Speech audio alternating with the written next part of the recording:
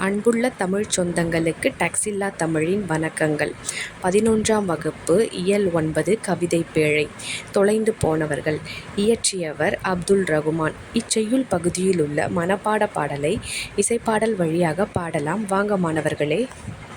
உடையணிந்தேன் எனச் சொல்லுகிறாய், வெறும் உடலுக்கணிவது உடையல்ல.